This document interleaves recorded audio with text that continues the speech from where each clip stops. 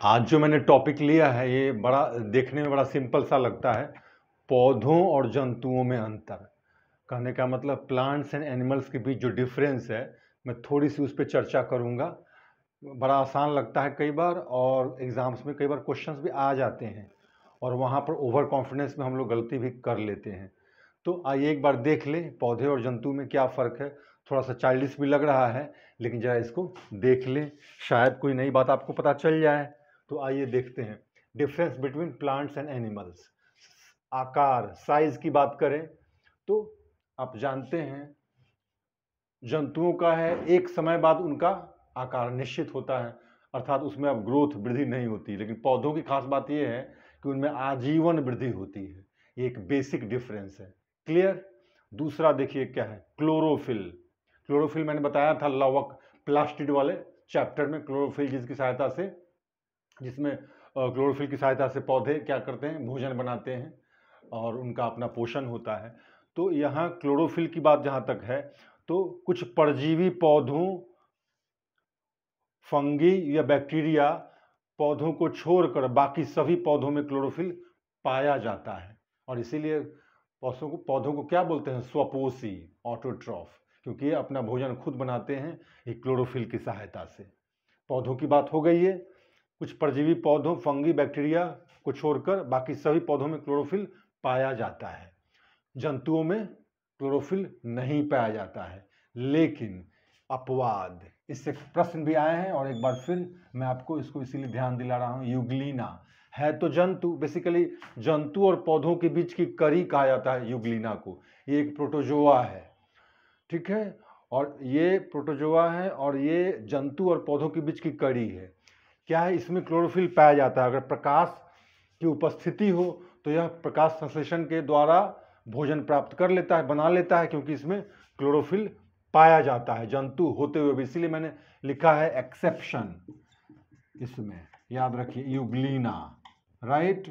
तो यह जंतु है और ये प्रोटोजोआ है बेसिकली, जिसमें क्लोरोफिल पाया जाता है। तो इसलिए प्रकाश की उपस्थिति में यह प्रकाश संश्लेषण, फोटोसिंथेसिस के माध्यम से भोजन बना लेता है। अगर प्रकाश उपस्थित न हो तो यह क्या हो जाता है, विषमपोषी हो जाता है, अर्थात दूसरों पर अपने पोषण के लिए, अपने भोजन के लिए, अपने न्यूट्रिशन के लिए दूसरों पर निर्भर करता है। तो आपने देखा अपवाद क्या, यूग्लिना, पौधे और जंतुओं के बीच की कड़ी, और जंतु होते हुए भी इसमें क्या होता है, क्लोरोफिल पाया जाता है। एक्सेप्शन है, अदरवाइज जंतुओं में क्लोरोफिल नहीं पाया जाता है। तो क्लोरोफिल के आधार पर डिफरेंस आपने समझ लिया। अब देखिए फोटोसिंथेसिस, इसी में इसको आप देख लीजिए। फोटोसिंथेसिस स्पष्ट है, पौधों में फोटोसिंथेसिस के माध्यम से ही भोजन बनता है, और इसलिए वो स्वपोषी होते हैं, अपना भोजन खुद बनाते हैं। जंतुओं में क्या है, फोटोसिंथेसिस क्रिया नहीं हो सकती, तो वो क्या होते हैं, वो परपोषी, अर्थात भोजन के लिए दूसरों पर निर्भर करते हैं। बड़ा स्पष्ट अंतर है। कोशिका भित्ति, सेल वाल, पहले भी मैंने बताया था, आज इसको फिर एक बार रिपीट कर दूं। पौधों की कोशिकाओं में सेल वाल, कोशिका भित्ति पाई जाती है, लेकिन जंतुओं की कोशिका में नहीं पाई जाती। और पौधों की कोशिकाओं में जो सेल वाल, कोशिका भित्ति पाई जाती है, वह सेल्यूलोज की बनी होती है। सेल्यूलोज की बनी होती है, किसी किसी में काइटिन होता है। और मैंने यह भी बताया था सेल्यूलोज का क्या यूज़ है, कैसे ये टेम्पर्ड ग्लास के रूप में इस्तेमाल आता है। आजकल जो हम लोग मोबाइल वगैरह यूज करते हैं, टेम्पर्ड ग्लास बनाने में उस सेल्यूलोज का इस्तेमाल होता है। मैंने अपने उस वीडियो में बताया हुआ, जिसमें सेल स्ट्रक्चर की मैंने बात की थी।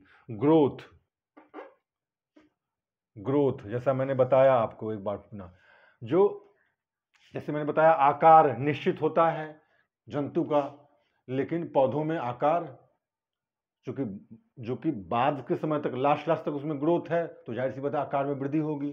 तो यहीं पे है वृद्धि की बात, हम एक बार फिर उसी को दूसरे रूप में देख ले।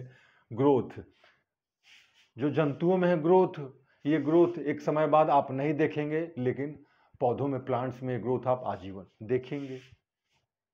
गति, मोशन, लोकोमोशन, देखिए लोकोमोशन का क्या है, तो बड़ा स्पष्ट है। जंतुओं में लोकोमोशन है, पौधों में लोकोमोशन नहीं है।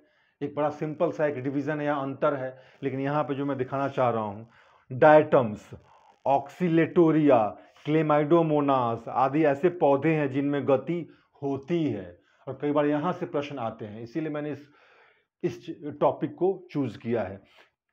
क्लेमाइडोमोनास, ऑक्सीलेटोरिया और डायटम्स, ये ऐसे पौधे हैं, यूजुअली पौधों में गति नहीं होती है, ओबियसली कोई भी आदमी समझ सकता है इस बात को, लेकिन ये जो एक्सेप्शंस मैं बता रहा हूँ, डायटम्स वगैरह, ऑक्सीलेटोरिया,